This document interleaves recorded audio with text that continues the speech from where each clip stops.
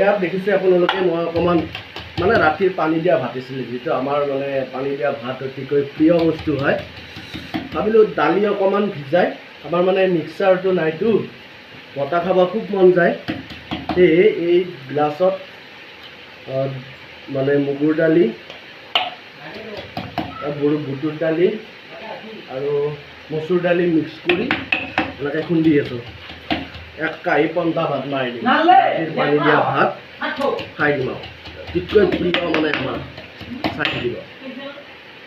Finally ready কৰি ল'লোঁ। এইফালে বটা, এইফালে পিঁয়াজ অকণমান ভাজি ল'লোঁ, কাঁচা পিঁয়াজ, জ্বালা, নিমখ আৰু পানী দিয়া ভাতখিনি। মানে কি হ'ল, বঙলা জ্বলা বা মাছ পোৰা আলু পিটিকা থাকিলে আৰু খাব ভাল হয়। এয়া এতিয়া মই খাম।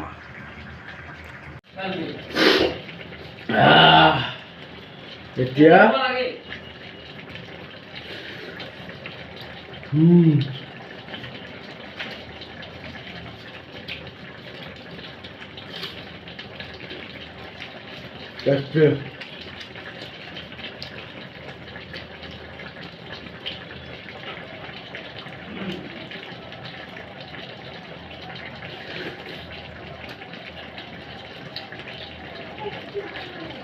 মজা।